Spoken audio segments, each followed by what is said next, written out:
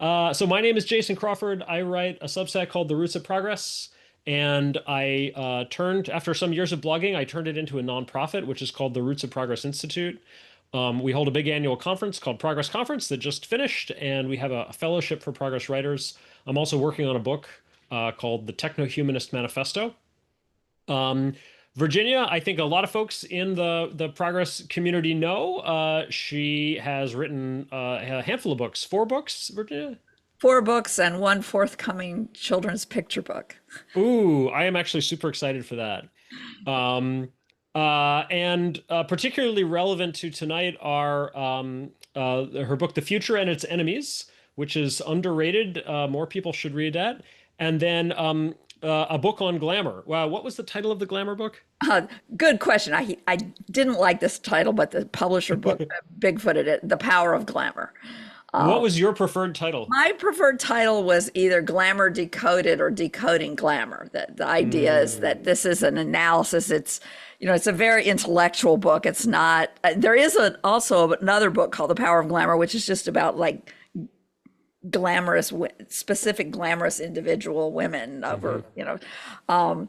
But anyway, so yes, it's about understanding glamour as a form of rhetoric, essentially, visual persuasion. So, kind of the impetus for this conversation tonight was Virginia wrote a piece a little while ago at the intersection of these, talking about the glamour of progress. That piece is in Works in Progress magazine, and you can go read it. Maybe you've already read it. I'm not going to recap it, but I'm going to riff on it and go into some things that I was interested in chatting with Virginia about, and we'll try to do that for somewhere between half an hour and an hour, depending on how it's going, and then open it up more broadly um, for questions. And let's see, do we have the Q&A? If there is a Q&A feature in your Zoom that you can find, that is the sort of, I would say, preferred way to put in questions. And if we can't find that for some reason, then you can feel free to drop questions in the chat. Um, I may not be able to watch them as we're conversing, but I can scroll back and look at them later. Or we might just do, raising hands. We'll see what works. This is a cozy group, so I think we'll be able to have a good discussion. Okay, so Virginia, let's start off. I want to start off with something that's on the minds of a lot of folks in the progress community a lot of the time. Certainly, it's something that I think about a lot. So you wrote, that basically people used to think that the future was going to be better, right? There was a point where they were looking forward to the future. It was a time when things were going to be improved. And then at some point that changed. You write, the spell had broken. The once enticing future morphed into a place of pollution, overcrowding, and ugliness. And you add, progress seemed like a lie. Um, when do you think that happened, or if it was a process, over what period of time? And what is your diagnosis? Right. How did the spell break? Well, I think it is over a period of time, and I think there are a couple of different causes for it. One, and it happens in the late 60s and early 70s, basically. Um, One thing that happened is that you had this very large group of people who'd grown up in the world that their parents and grandparents had dreamed of. So the dreams of the 1939 World's Fair, New York World's Fair, were to a large degree realized by the 1960s. There was this suburbanization. There was major increase in the standard of living in the U.S. So the idea that people would get out of the crowded cities and go into the suburbs, or they get off the farm, and we had all kinds of, I mean, labor saving devices had been a big part of the idea of progress at least since the 20s. I mean, they were envisioned before then, but they really started to be part of American life in the 20s. But they really rolled out after the World War II. So you had all of this realization of many of the dreams of the earlier period, and when you have some glamorous vision, whether it's of the future or of your ideal job or, the city you want to live in or your wedding, whatever it might be, and you realize it, one of two things happen. Either it's just fine, it's not bad. You like your dream job, but man, it's still your job and it's still got, frustrating parts of it. It's not all everything you dreamed of, but it's still good. Or it's a huge disappointment. And so then you see all the bad things. So what happened was that the children of the people who had dreamed these glamorous dreams of the future grew up in that world, and it was just the background. So they most of them just took it for granted, as that's the way life's supposed to be. Of course, you have a house and two cars and a refrigerator and all these things. And some of those people started to emphasize the downside of these things, that it was too conformist, it was too polluting, there were too, not only was it not perfect and ideal, but it actually had a really nasty side of it. And I would argue that even on the conformity thing, there was a big critique around conformity, which is a whole other riff, which we can talk about. But this is why I would argue that, Betty Friedan and Ayn Rand and David Reisman and a whole bunch of other people all sort of wrote the same book from different perspectives, which was, where is the place for the individual of excellence? Where is the place for the person of ambition in this conformist society? That was a big, which isn't in my article, but that was a big critique, particularly in the early 60s. But you also had this sort of backlash against modernity, which there was a sort of pragmatic part of it, which was like, yeah, probably all this pollution in the skies of Los Angeles not doing our lungs any good. Maybe we should figure out a way to clean it up. We don't really like the river in Cleveland catching on fire. Maybe we should figure out a way to keep that from happening in the future. This is progress. This is, in the Future Enemies, I talk about form follows failure. Every time you have something, you start to notice what's wrong with it, and that's what drives the next stage of progress. So there was that. But then there was also this very sort of Rousseauvian, if you will, romantic movement that said, we went wrong long before, 1920. We need to turn our back on industrialization and all of that. And so there was this kind of gloom particularly in the by the early 70s. And then the economy really did take a downturn, at least as far as the derivative was concerned. I mean, there was first a major recession, but then it didn't start growing rapidly again until, quite recently, and then stopped after the financial crisis.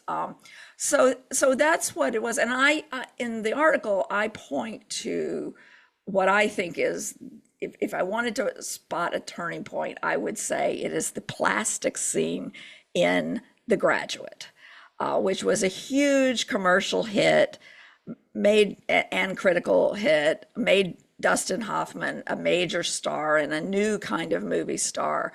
And this is how it shows two different reactions to the same thing. There's the old guy who's giving Benjamin, the titular graduate, the advice that, plastics, go into plastics are big. And there's the new guy who's hearing this and saying, ugh, that sounds horrible. That sounds fake. It sounds like I'll be a cog in a corporate machine. I don't know what I want with my life, which the whole movie is about. He doesn't know what he wants with his life, but not that. And so that sort of captured a moment. And yeah, plastics are really big still. But I think that was a sort of a turning point in terms of the culture. Yeah, it feels like a trailing indicator, maybe, right? Like it feels like a marker that that point, that turn had already been made, if that was the, Yeah, I mean, all of these things happen slowly. It's sort of yeah, like, turning an aircraft carrier or something. yeah, So, you know, in order to get into a major Hollywood motion picture, it has to already be, at least in that culture, people yeah. have to be aware of it.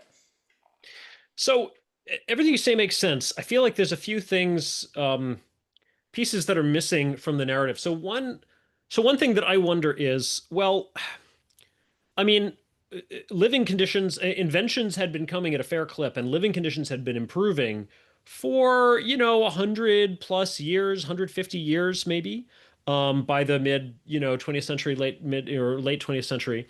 And that whole time, you could say we kept achieving one dream after another, right? And yet at no point did people say, well, we're done now, right? Actually, for over 100 years, achievement made people more optimistic about future achievement. It didn't make them suddenly content and feeling like there was no place left to go.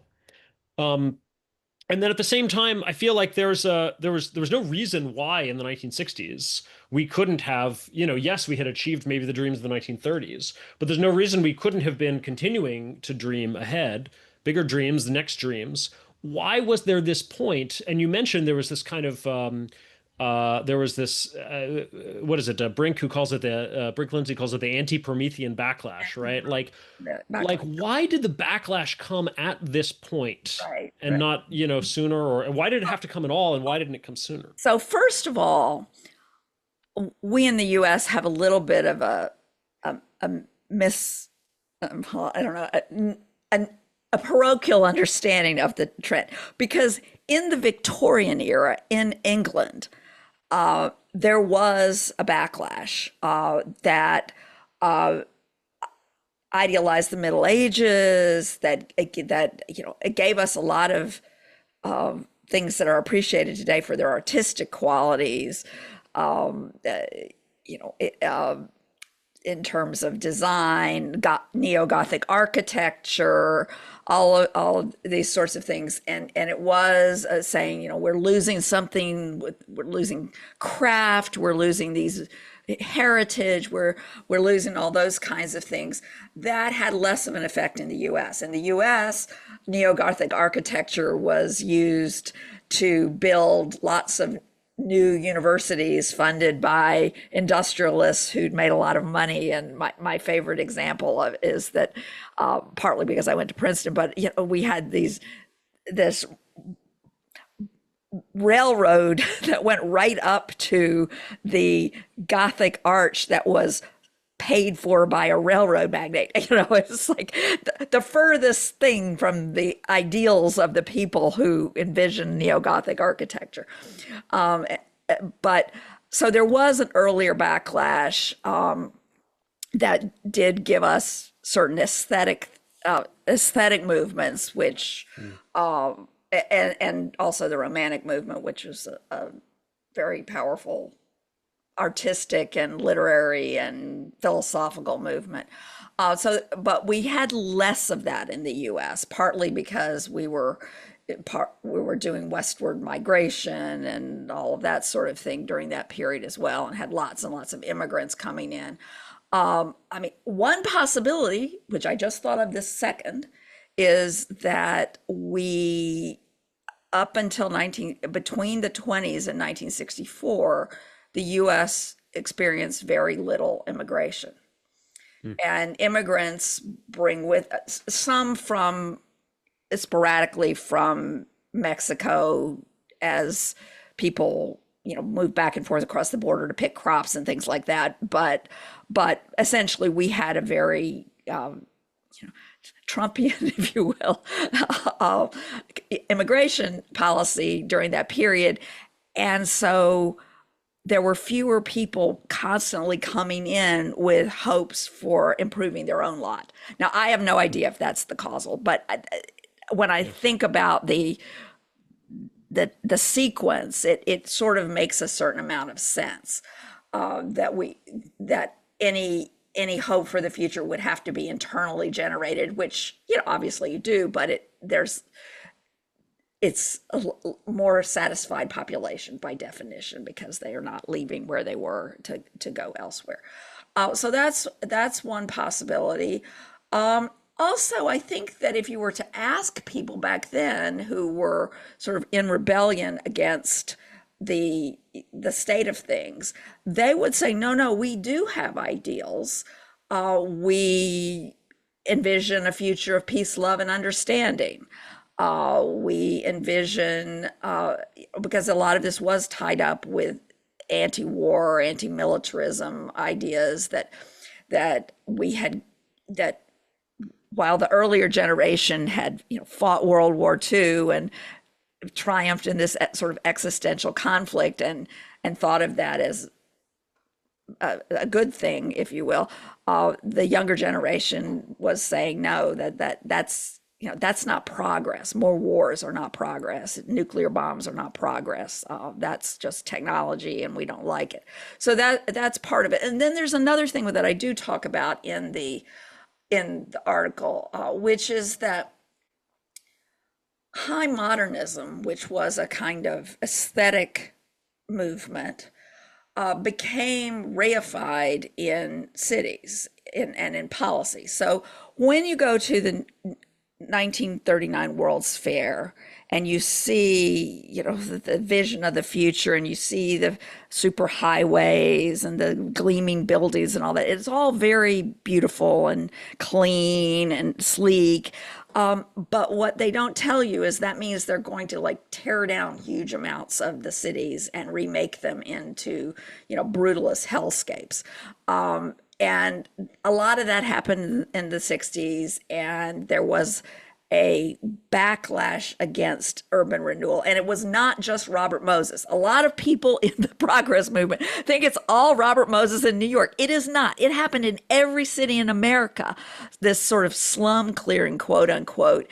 And it wasn't just to build highways. It was just to clean things up. Let's tear down all these slums and put up maybe high-rise public housing, which didn't go well, but in many cases, just concrete government buildings.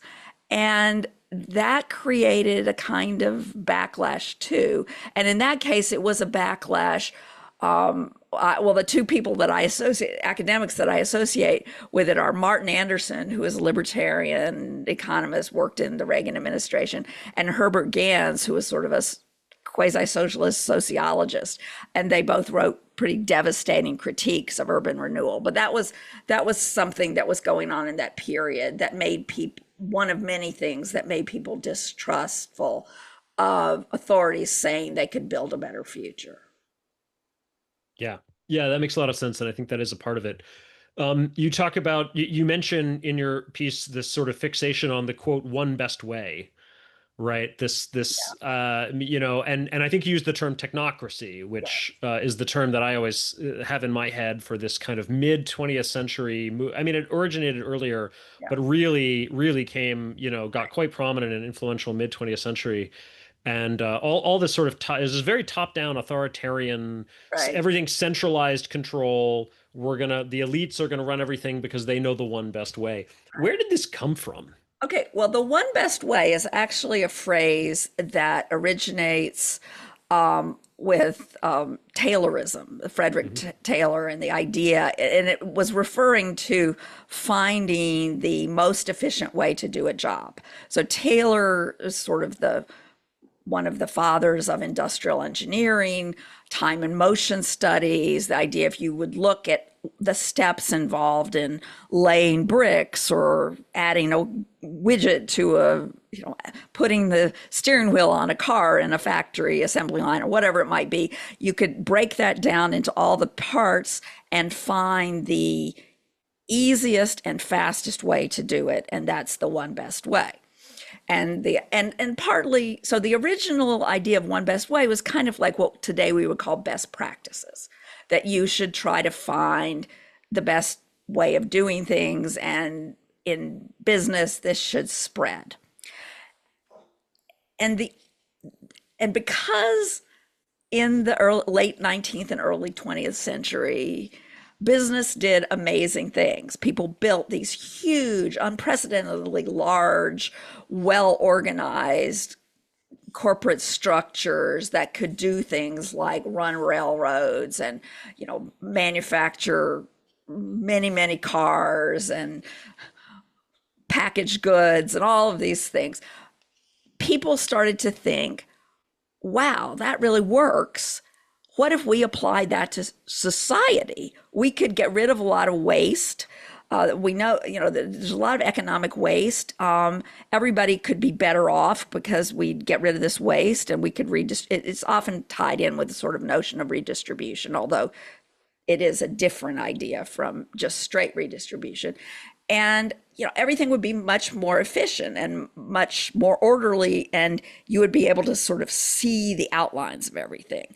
And it's a very static idea. And this is something I read about a lot in The Future and Its Enemies. It's a very static idea because the notion is somehow there is one best way. And the idea of progress is that there might be a best way given current knowledge, but whatever you have, you're going to see things that could be improved, and you're going to try to have this sort of open-ended progress. And so you have in the glamour of the idea of the future in the pre-war, let's say pre-war 20th century and the 1950s. I argue in the article there's sort of three distinct groups. There is a group of these sort of planner types whose ideal of the future is this very efficient, very orderly, very clean, new world where things are predictable, cities aren't crowded, cities aren't jumbly. There's you eliminate poverty because you eliminate waste, that sort of thing. Then you have the general public, which we've sort of talked about, which is the people who, I really like the idea of having cars and a house with some grass and, clothes for my kids and air conditioning and all of these kinds of things. And then there's a third group, which is sort of probably represented on this call, which is the people for whom the idea of the future and the glamour of the future was more about exploration and adventure and things that, if it had been 100 years earlier, might have been about, being pioneers on the frontier or exploring darkest Africa or those sorts of boys' adventure tales.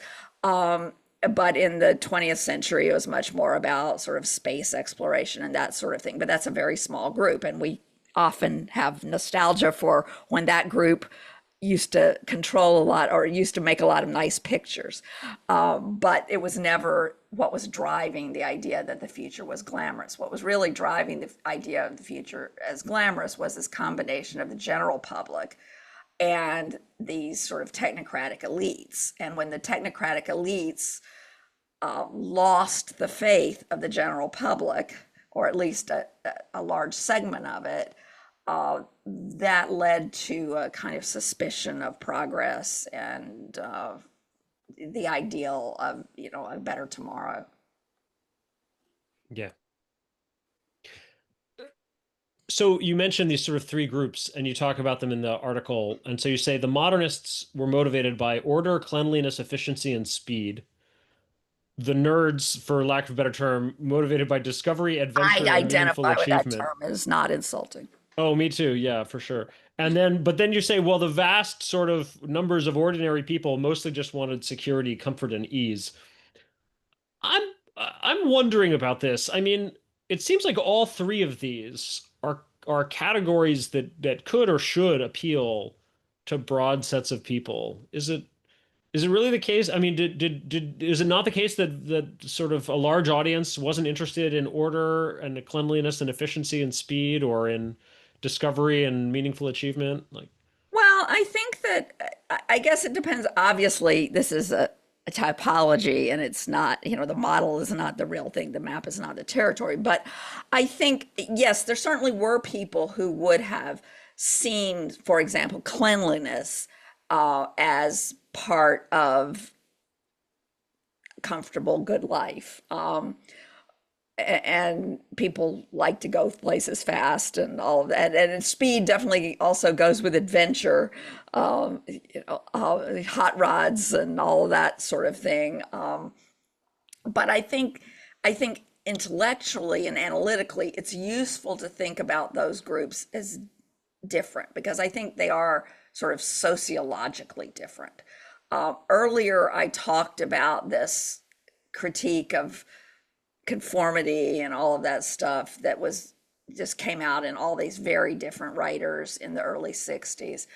And that I think is very much about the nerd group, even though some of it was so widespread that, Betty Friedan launched a second wave of the feminist movement.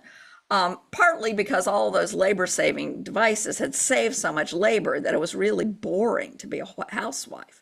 It used to be that was drudgery. It was really hard work. And when they would say, when the old saying, man may work from sun to sun, but woman's work is never done, was literally true. Both the sun to sun part, which was about farming, and the keeping house part. But, by 1960, that was completely untrue unless you were really poor. And couldn't afford, a washing machine or even to go to a laundromat or that sort of thing. So you got this sort of the comfort and security and all that kind of bred a sort of discontent because it's kind of boring. Yeah. Um, you mentioned we were talking a little bit about these urban renewal programs, Yeah. right? So, it, it feels to me like there's maybe something that was good that somebody was going for in the urban renewal, like, probably some building needed to be done, probably cities could be improved. And yet somehow it kind of went wrong, right? You say they went and they bulldozed things. Maybe what they bulldozed wasn't so great, but then they put up things that weren't so great. They put up buildings that people weren't attractive and people didn't like, or that things spaces that people didn't want to live in. Like, Right. how did this whole urban renewal thing go so wrong? Well, basically, my take is that the Supreme Court ruled that when the Constitution says, nor shall private property be taken for public use without just compensation, it meant, nor shall private property be taken for whatever use some guy in a room thinks is a good idea, for some compensation the guy in the room thinks is reasonable. So basically, there, it was not, contrary to what a lot of people think, it wasn't just about building roads. It was this general thing, and it completely overrode any sense of market signals, any sense of prices, any sense of consent. It would just be like, move out, your neighborhood's going under the bulldozer. And if you were a tenant, if you were evicted, if you were a homeowner or a business owner who actually owned the building, you would be given something that probably was not as much as it would cost you to replace it elsewhere. And certainly if you were a business owner whose business was tied to that neighborhood that was no longer going to exist, you were just kind of screwed. And I have a quote in the article from something I found from the Memphis newspaper from a guy who had a barber shop that was just going under to this urban Yeah, renewal. And he says you can't stand in the way of progress, which was a thing people said. And he's saying it kind of like sarcastically or resignedly, but that gave progress a bad name because people thought of progress as erasing the past. And this is a bigger, I mean, it that was reified in urban renewal, but this is also when National Review comes out and it says that they're standing athwart history yelling stop. I mean, there is a reactionary sort of element there, but it's also because there was this prevailing notion of historical inevitability and starting over with a blank slate. And you saw it, you know, in the sort of new Soviet man and its extreme, and other totalitarian manifestations too. I mean, you could argue that even the various fascist manifestations had this element too. Certainly, the futurists were, you know, you're in Italy and you're calling for let's destroy all the museums. Yeah, that's going to be popular. But I mean, Okay, of course, I can we? understand this in the same way I understand the way people talk about like casting quotas in Hollywood. Is like they just want jobs, you know, they want people to pay attention to their art. So stop looking at the Michelangelos. But there was this 20th century, early 20th century idea of progress as something you build from zero on the ashes of what has gone before. And Yeah, people don't generally like that. People like progress, they like things to get better, but they also like aspects of the past. That may be architectural aspects, aesthetic aspects. It may be their religion. It may be their ethnic heritage. It may be you know, certain customs, certain ideas of you know, natural beauty, whatever. So if you're going to make progress in a sense, in a way that people feel is really progress, somehow it has to strike the happy balance between going forward and looking back. yeah. Can we just talk about this Italian futurism for a bit? Because I've read a little bit about this and it's so wacky to me. Right. And so we talk about, so sometimes we talk about the aesthetics of progress and, I mean, I sit at the center of the progress movement, so I hear all the criticism and, people say, so one thing I hear is like, oh, you guys don't even think about aesthetics. And then progress has to be beautiful. Don't you know that? Right. Then the other thing I hear is you guys only have one aesthetic and it's retrofuturism, which is half true.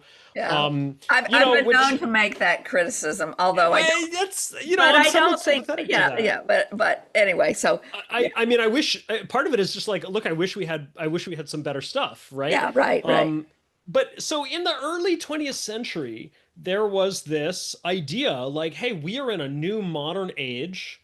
We Right. need a new modern aesthetic. And we need to, like technology is moving forward and art and aesthetic should move forward with it. But what did we get out of that? Well, so we got, I mean, there's probably more than one movement, but there was this There Italian were many futurism. movements. I mean, that was a general sense. And so we got lots of things out of that idea. Yeah. Yeah.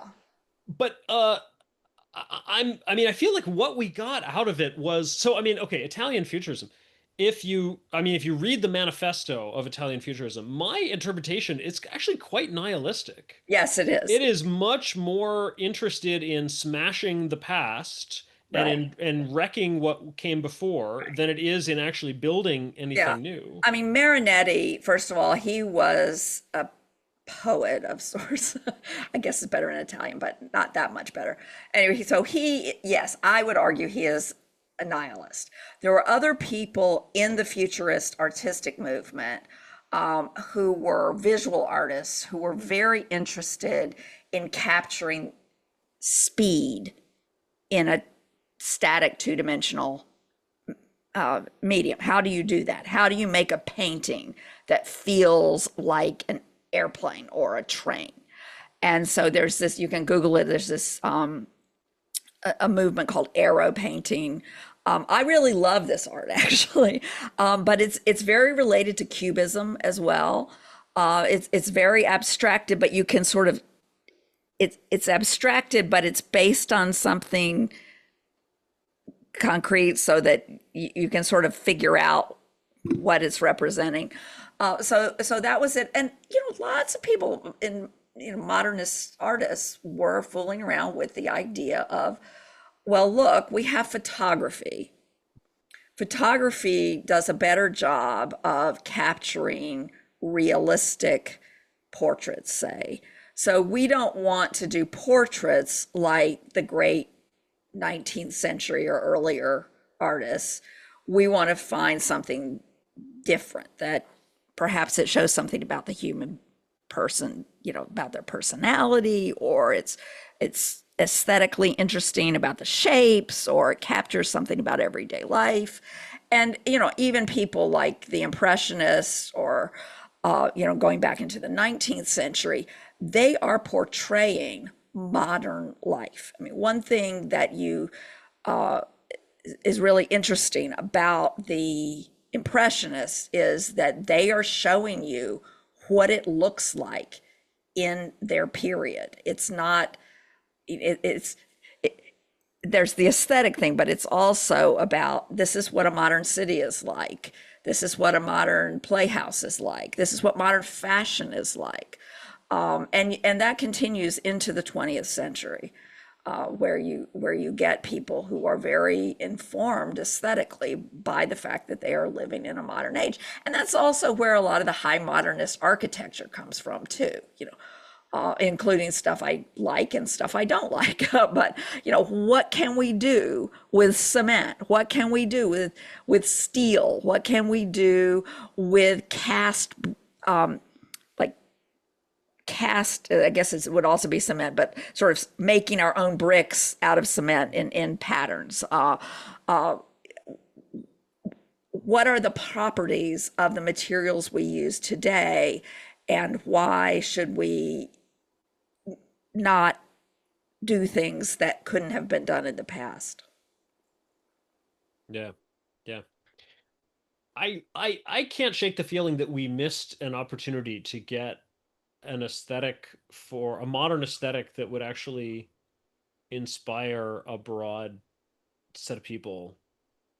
I don't know. It feels to me like something went wrong in art around there. But I mean, I don't know. I don't like modern Oh, art. there So was a period where artists were mostly talking to themselves, yeah, and I mean, where a lot of art was about art. It yeah. was, and that's when you got sort of abstract expressionism and those sorts of things in the 50s and 60s. And then you got pop art, and I would argue that pop art is what you're talking about, and that's why it's so popular. That people like Andy Warhol and Ed Ruscha and the light and space movement. What's it called? I can't remember. But there are these things that come in. They're much more connected to the culture of the day, and they're bright and colorful, and and not, and they often include things that David Hockney include representational forms. They're not representational the way a an academically trained French painter of the 19th century would have done them, but you can tell this is a guy in a swimming pool in Southern California. That captures the feeling of what that scene is like. It shows representational, but it also captures the sort of emotions of it. So I think that there is a school of art that comes out of that mid 20th century period that was not the dominant prestige. I mean, now all of these artists are the ones who sell for lots of money, and they're very established. But at the time, they were not the dominant prestige artists. Warhol's first exhibit was in Los Angeles, even though he was very much a New York artist, because the New York art establishment wouldn't have anything to do with it. Okay, we've been talking a lot about the past and trying to analyze history. Let's move on a little bit to maybe the present and the future. So you were talking about in your article, going back to the original article. So you talk about these desires from the past that made progress glamorous, and then you say, okay, well, what are the desires today? What do people want? You quote a student saying that they want liberation from the attention economy, from the atomization of society caused by an excessive individualism and the loss of the real for the fake.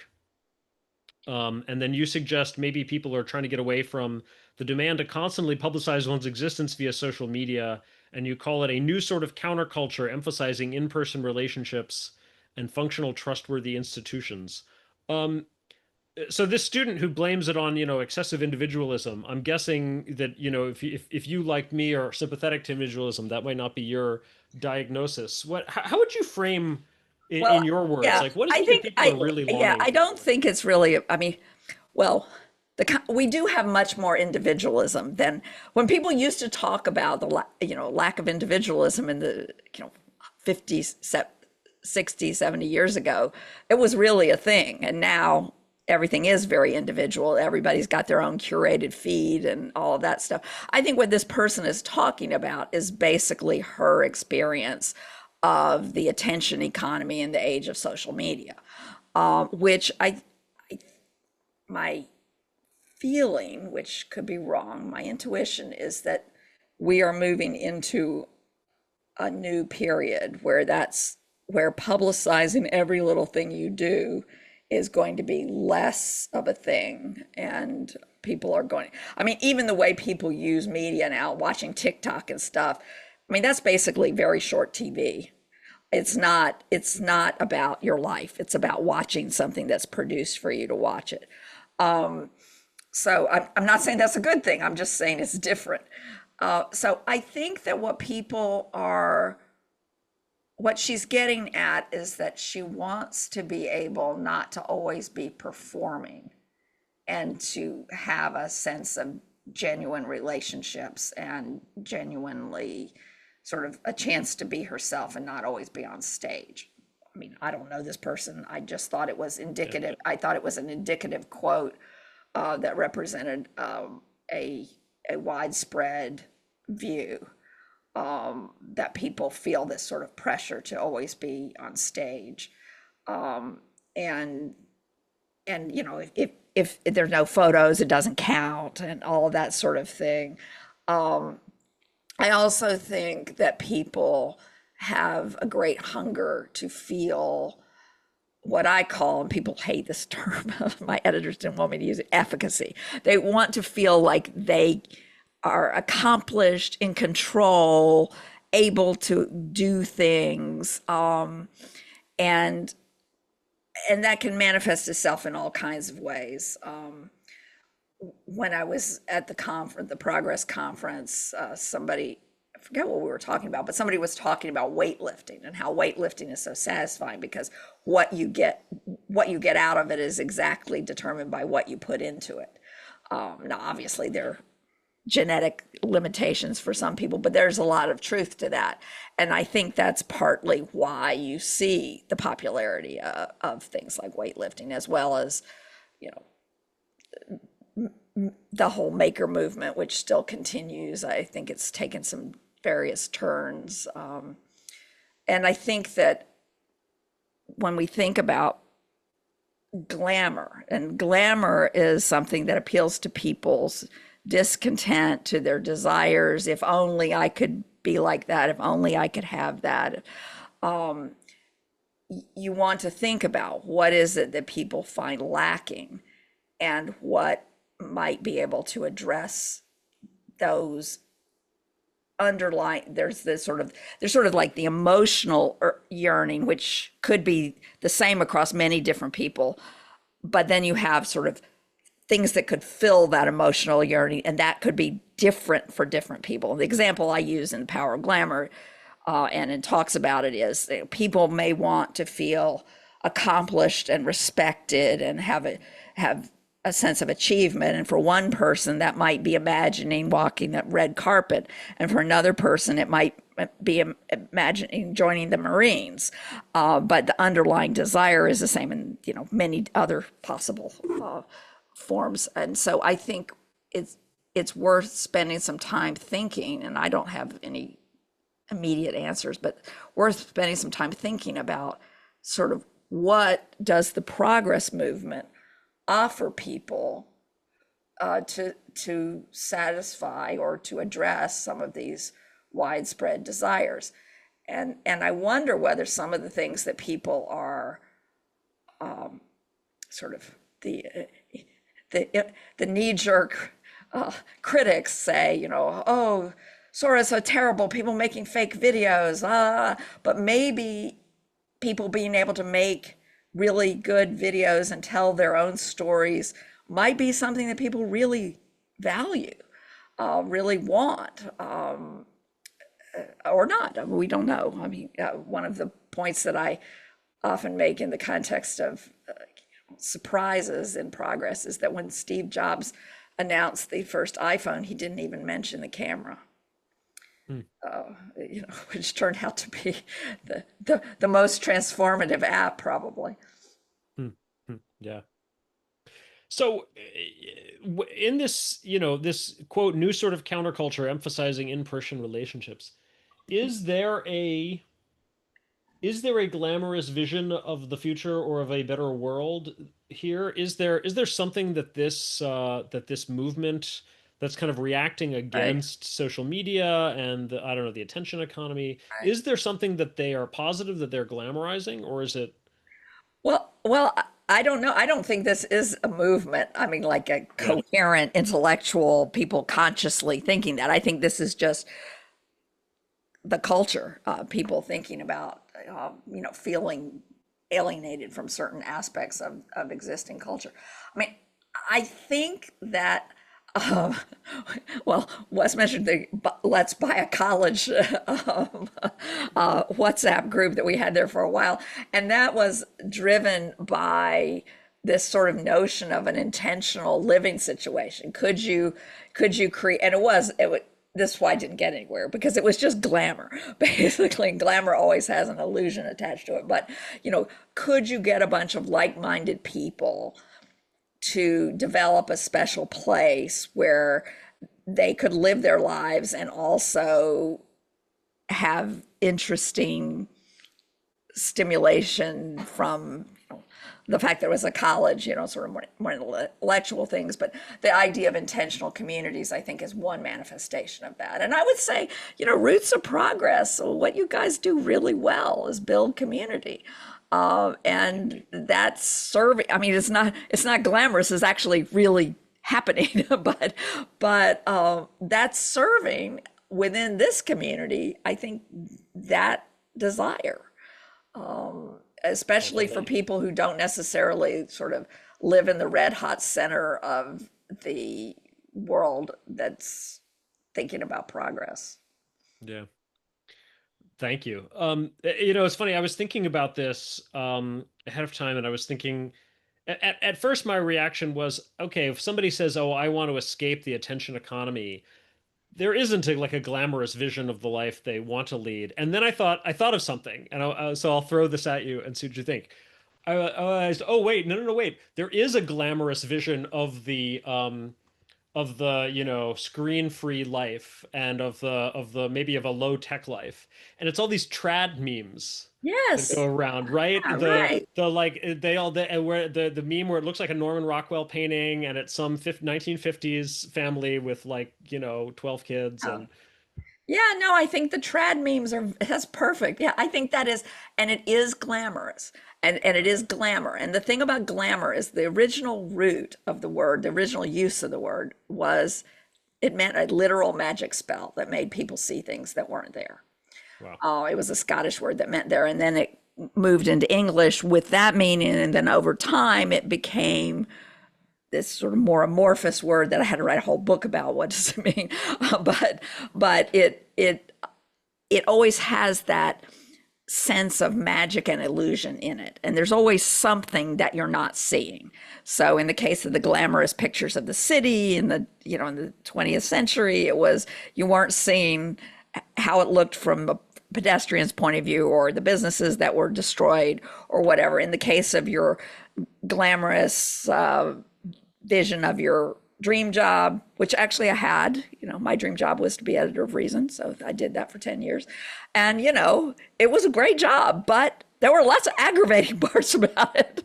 And the aggravating parts were the parts that were not part of the glamorous vision. So it doesn't necessarily mean that the reality is bad. It can just mean that it's reality.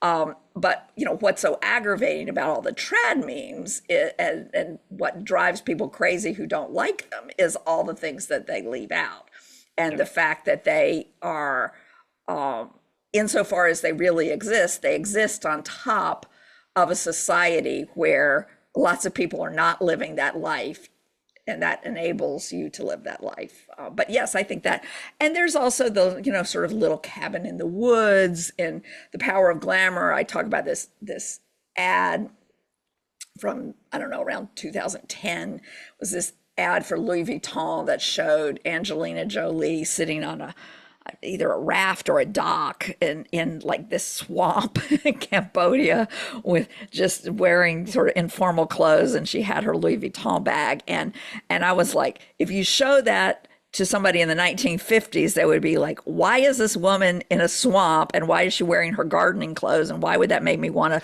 to buy a really expensive handbag? But for the audience that it was aimed at, that represented tranquility and escape, and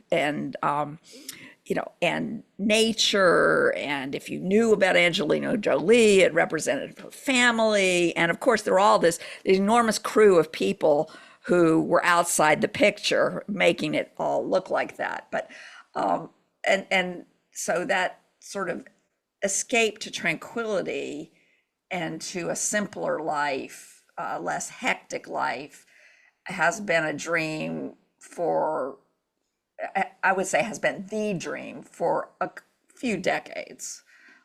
Sold a lot of spa tubs and houses that no one ever uses once they got there. Yeah. So, okay, let's go to a last topic, and then in maybe 5 or 10 minutes, we'll just open it up to questions and discussion. So, folks, if you want to do a if you want to just drop a question in the chat, I can pick some. If you want to ask it in person, you can go ahead and raise hand. I think in the modern Zoom interface, you find that under the React menu. If you open up React, there's a raise hand option. You could just Um, raise you can it. do that too, but it doesn't persist, right? There's Yeah, like right, right. it's easy for me to see a little who's raised their hand, and then I can call on folks. But okay, so Virginia, maybe last topic. I'm sure what everybody's kind of thinking about, how can we bring back the glamour of progress and of material progress, of Right, science and right, technology and industry, and can we look forward to the future again?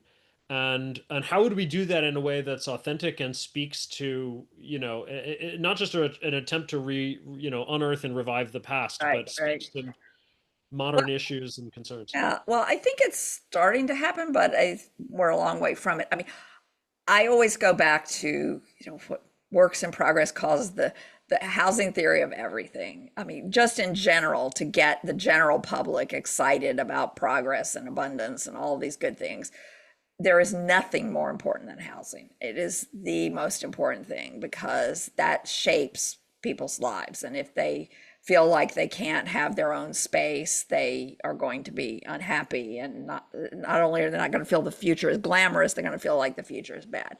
So that's one thing. I think it's so we had this conversation about sort of unconference group at the Progress Conference, and one of the things that came up in there would be like, wouldn't it be great if we had some kind of vaccine or even a treatment that would keep kids from getting respiratory infections? Like, this isn't about like saving their lives. This is not a measles vaccine. This is not polio vaccine. This would just be, they're not miserable and making your life miserable for a couple of weeks. And it's like back in the heyday of Progress, Glamour, when I was a little kid, there was this sort of meme, that we would call it today, where it was like, they can cure all these things but not the common cold. So I'd say, common cold, that would be good. It's it's very hard. I do think the sort of turn toward doing physical things is helpful, because people like things they can see, and they also find a kind of satisfaction in it. And it is I mean, now we've been long enough in the backlash against doing stuff that now we have the backlash to the backlash. And I think that people will, I think that if we had some big successful lots of new housing going up in Los Angeles and San Francisco or something, that could actually make the future feel glamorous to younger people. The older people will be all like all grouchy, rah, rah, rah. But not me. But I argue against my personal financial interests. But yeah, I mean, yes, space flights are really glamorous for a certain part of the population, but I don't think that is going to do it for the general public. I think having that in the background helps create a sort of good environment. And maybe, speaking of environment, maybe some, moonshot stuff about around climate change, some of the stuff that the people who worry about climate change often don't like, but to change the pH of the water, or that sort of thing, might do it. But it's very hard. I mean, I don't know, because we live in the fact that we live in a very fragmented media and social environment makes it harder, because part of what happened in the earlier period is there were consistent messages coming at people from all different places, not because people were necessarily coordinating, but just because it worked. But I mean, I went to the movie, the Tron movie, Tron Ares, the other day, which actually is a pretty pro-progress movie. You think it's not going to be, but it turns out to be. And there was this ad at the beginning for the system that they were using to show the movie about, going from bulbs to lasers, and it hit all the buttons. It's brighter, it's cleaner, it's better, and it's more sustainable and all that. And I thought, that's the kind of message that people used to get constantly from the late 19th to the middle 20th century, just about like, look at this thing, it's better in your life. And it came from advertising, it came from kids' books, it came from TV shows, although less from TV shows than you might think. They were more just, that's life. But yeah. Do you think we need, so I mean, building more housing, maybe some technological or economic advances that would actually help people? I totally agree. Yeah, That would be great. That's obviously a thing that the progress movement wants anyway. yeah, Is right. there like an aesthetic component that we need? Do we need I don't know, a bard of progress? Do we need or do we need to glamorize it somehow? Well, I think it's good to tell stories that appeal to people broadly.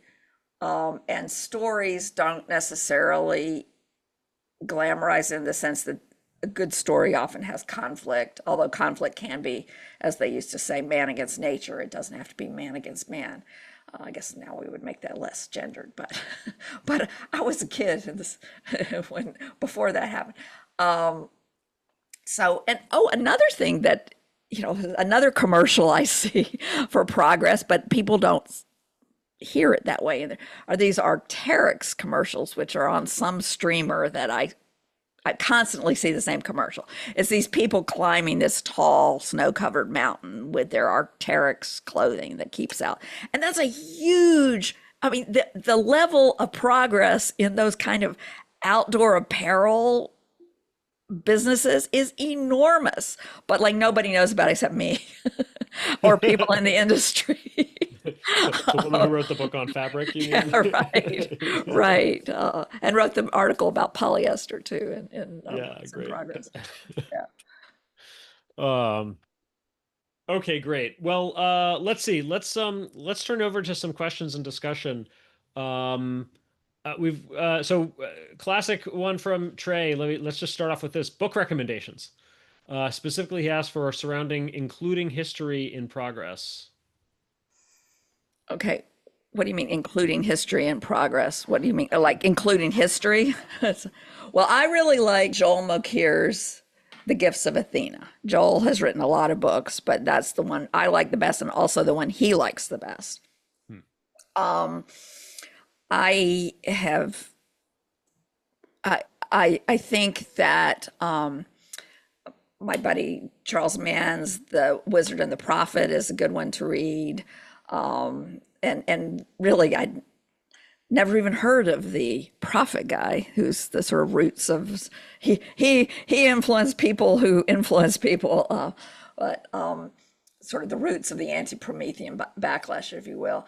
And Charles and I are starting a podcast in next year, sponsored by the Abundance Institute, that will be called Everyday Abundance. But it's going to be telling stories of behind the progress stories behind the things you do every day, and from everything from driving a car to blowing your nose. So Cool. Look forward to yeah, that. so I think it's going to be a lot of fun. That's not a book. I really love a book that is quite academic, but if you're interested in the history of science, David Wooten, and it's Woott. I think it's En. I can never remember, but it's called The Invention of Science, and I've read that a couple times recently, and it's really interesting. And it also explains why, regardless of who was here already, the discovery of America really was a discovery, and in a very Mm, important way, that changed it forced Europeans to think differently about science, not just about geography. interesting. Cool. All right, let's take a few hands that are up and then we can come back to Trey's other questions. Marcus. Yeah.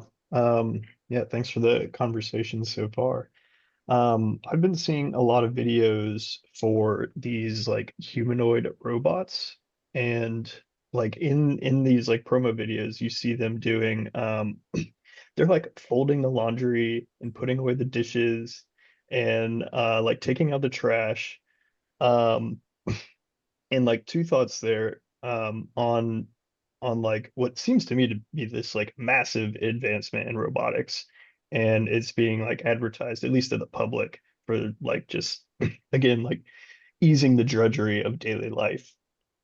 um and the other thought there is if you have thoughts on like the aesthetics of these like faceless humanoid like robots, and if that engenders progress or if that's like a little, Right. dystopian. Right. Well, first of all, the two thoughts on the household task, and dealing with cloth is really hard for robots.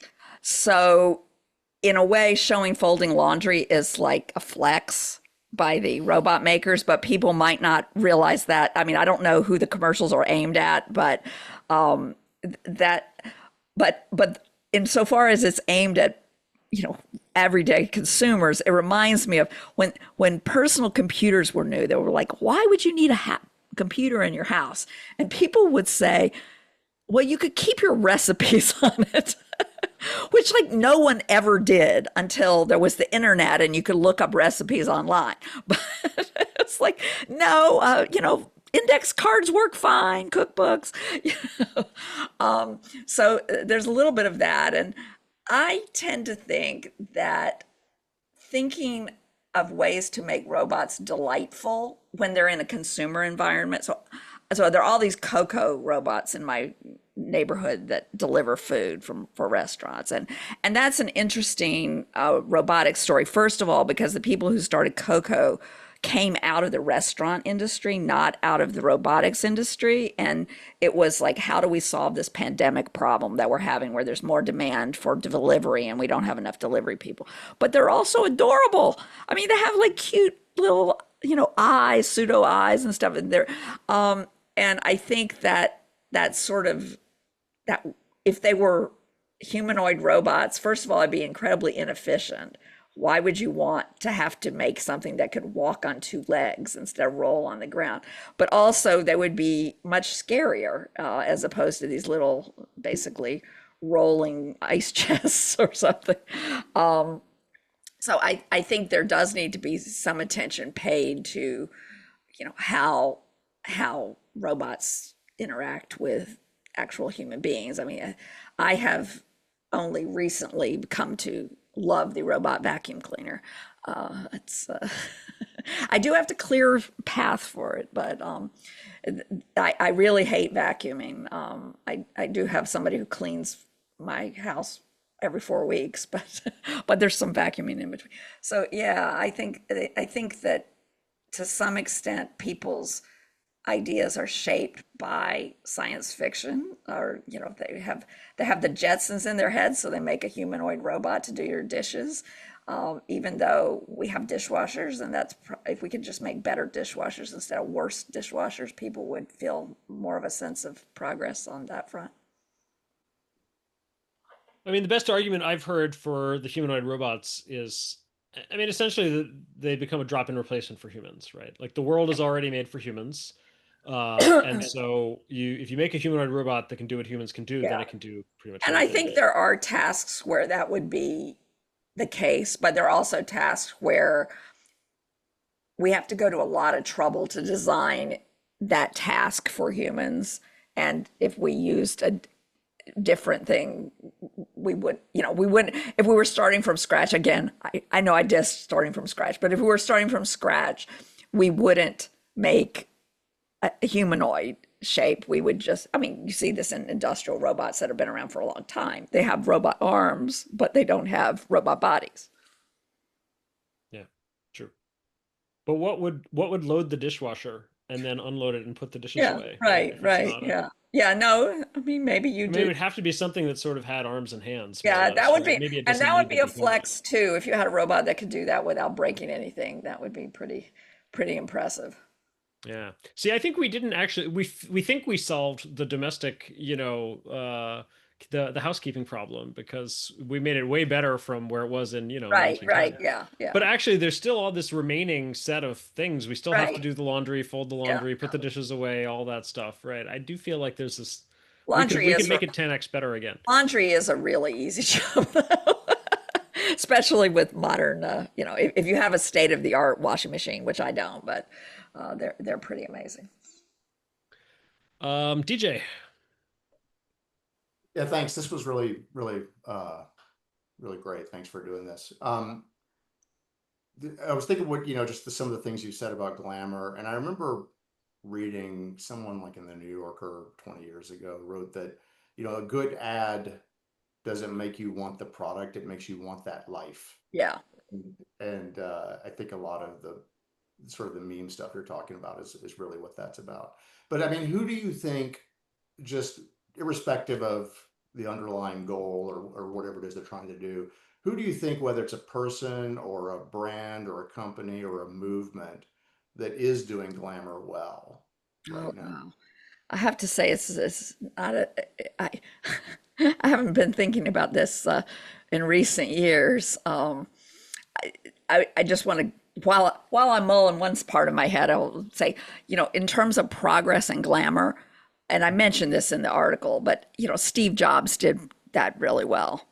And that was kind of the last time that there was this joint feeling of the aesthetics and the glamour, that is the desire for the life you want to live, and the person representing it. And there was a time when Tesla was doing a great job at that, and but Elon Musk kind of blew that up by his antics. I mean, people still like Teslas, and but that it was a glamorous product. I mean, it wasn't just it, especially the early cars were great because they were also, amazing cars for people who want, driving power. But I'm having trouble answering the question, to be honest. Fair enough. All right, let's take one from the chat. So Wesley asks, do you think there is any causation between anti-Promethean progress and the Great Stagnation, or is there reverse causation? That is a difficult question. I think economists have written a 50 gazillion papers on what caused the great stagnation, and nobody really knows. I think there is some causation of from the anti-Promethean backlash to, I think it helps to cause the great stagnation.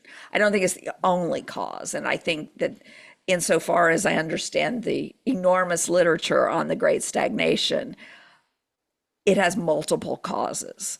But certainly the sort of vetocracy that grows up and is basically a tax on everything, that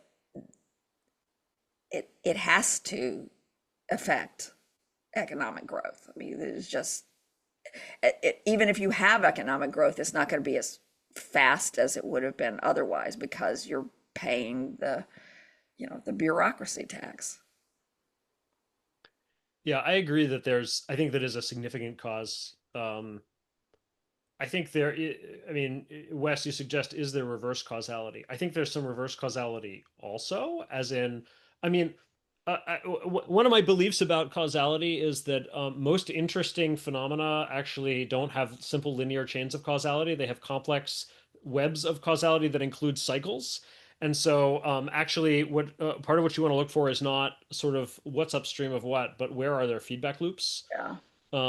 So I think there's definitely a feedback loop in that, certainly if you go back to the 19th century, right, the more progress we made, the more people believed in progress, the more they would sort of try to make it happen and pave the way for it, and then the more progress we made, and that goes in reverse also, right? So when there hasn't been as much economic growth for a generation, then you get a whole generation that's grown up not really knowing what economic growth looks like or feels like and doesn't maybe believe in the reality of it, right?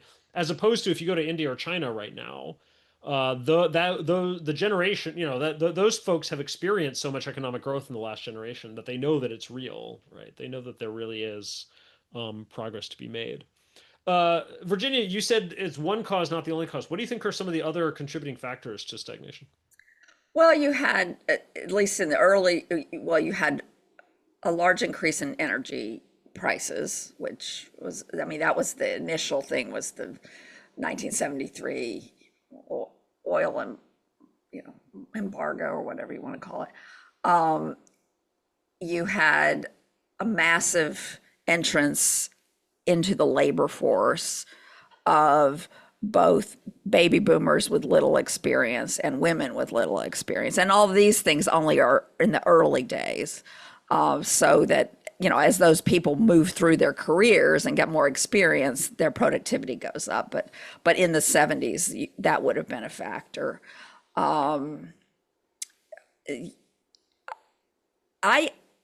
so experientially, I feel like there was a break in the great stagnation by the late 80s, when you started to have a lot of the sort of real inefficiencies driven out of US manufacturing by competition from Japan. And you started to have these lean manufacturing and these big increases in productivity in those areas. Of course, were associated with fewer jobs also.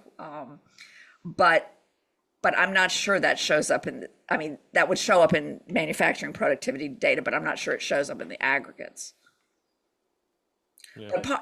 But in the post-war period, I mean, this is one thing you won't hear from, the people who are looking back to that as the great era of American manufacturing. By the late 60s and 70s, these companies were so fat and satisfied, they were incredibly inefficient. And they really needed, a kick in the pants, which they got. Yeah. Sure. Adam, you got a hand up. Yeah, so I was hoping that you could just speak a little bit as to why is glamour important? So you can have progress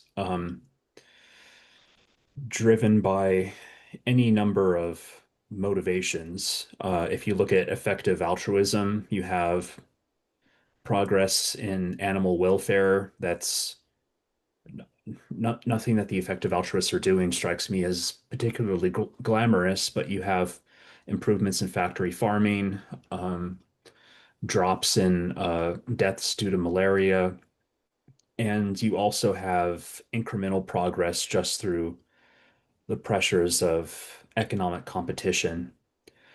And so glamour is about, as I understand it, it's about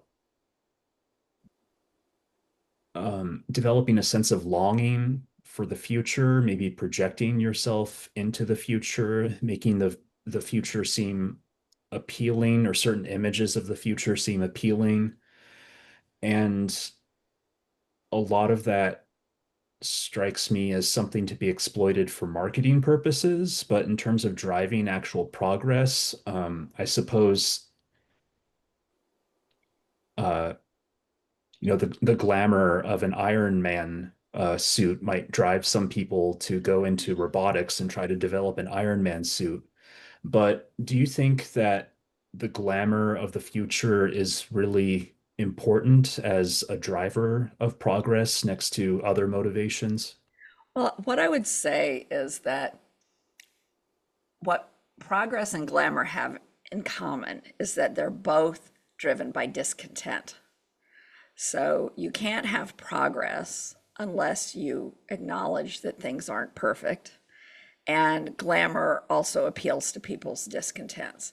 But as for a few years, I taught a little seminar in a branding program. So it really was about marketing, and it was on glamour. And I would tell the students, look, this is not the only tool in your toolkit. This is just one thing that might be appropriate and it might not be appropriate. I think there is something somewhat glamorous about the idea of effective altruism. I think it just the general idea, not the specific programs, but the idea that, we can figure out the one best way to allocate your charitable giving. That this formerly irrational thing can be subjected to rational evaluation, and we can get there. I think that's a very glamorous idea, but something like, reducing factory farming is sort of the opposite. That is, the ick factor of factory farming is kind of the flip side of glamour. That is, this horror. You show people this and they go, "Ooh, I don't like the thing that is hidden from me, and I want to change it." So, I mean, Jason is the one who really wants the glamorous future, and I think getting people to feel like they want to live in, they want to live in the future. First of all, that's just a life affirming thing, but that the future can satisfy their deepest longings as opposed to deny them their deepest longings is a good thing. But glamour, I always say glamour is a tool, and a tool can be for good or bad, or it can just be neutral. And glamour always contains illusion, even at its very best. And so therefore, when you're going from the glamorous idea or image to reality, you have to think about what's been left out. Your glamorous vacation, you're still going to have to go on the airplane and have the long trip and all of that. And if that really bothers you, maybe you shouldn't do this. Yes, somebody has like Lenny Riefenstahl. Yes. Yeah. So my book, The Power of Glamour, which is, my least read and most difficult to write book, is an analysis of a phenomenon that I think is very powerful and pervasive, both intentionally by people who are deliberately marketing things and unintentionally. And I think it shapes people's lives. I don't think it's the only thing that can lead to a better future. Obviously, a lot of things that lead to progress are just mundane problem solving, the pleasures of problem solving, the competition in markets, the curiosity and the desire to figure things out. All of those things drive progress. And they're different from glamour.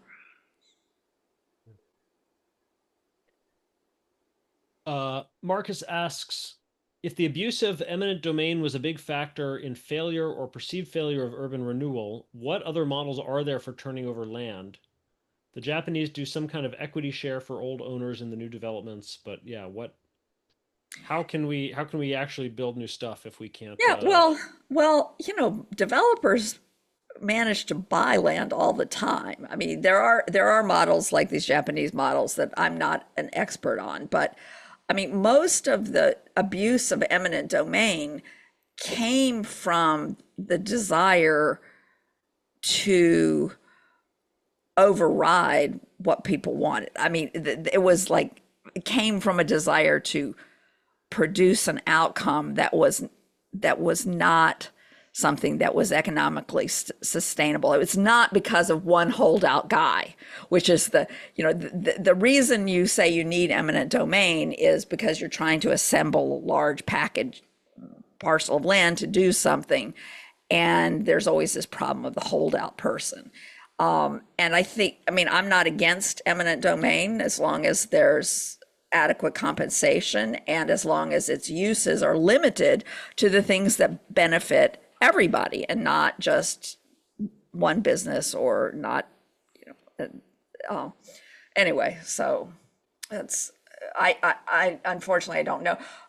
But I think that that's a very good thing we should write an article about in Works in Progress. Yeah, that'd be good. John Muller asks, is there a way to glamorize consistent, small, incremental improvements? Cars are safer and last longer, houses are bigger, travel and fast fashion are more affordable than they were like 50 years ago. But yeah, maybe these things are too incremental and gradual to be glamorous. Yeah, I think there is a problem of, well, there are two problems. First of all, incrementalism is sort of non-glamorous. That's why people show you, rockets rather than rolling luggage. But so there's that problem. And then there's also the problem that people just forget or they never knew because they're young. They don't know that their basis of comparison is wrong. So you see, this is related to the trad wives thing or whatever, the trad life. You see these memes that this is the world we lost. Well, probably not. I mean, I was alive in the 1960s and houses were small and made of terrible materials and crowded. And, where I was, there was a lot more land around them because the land wasn't very valuable. But, you don't know. You are imagining that everyone lived like Don Draper, but even in the context of the show of Mad Men, Don Draper is rich. And have you seen his kitchen? Would you find that acceptable today? No, you would not. So, I mean, I am a big proponent of telling stories about incremental progress and reminding people of the millions of ways. And this is why Charles and I are doing this show about every day, the things you do every day and the progress stories behind them, because people don't know. I have the line in The Fabric of Civilization, which is a play on Arthur C. Clarke, where I say, any sufficiently familiar technology is indistinguishable from nature. People just think things that they're used to are just, natural. Of course we have these things. And so a lot of what I do is tell the stories of how we, of course, got these things. But I don't think that's glamorous necessarily. Yeah, and of course Charles has said, and I have said that we need to teach this stuff in school. Yeah, Like we right, need to right.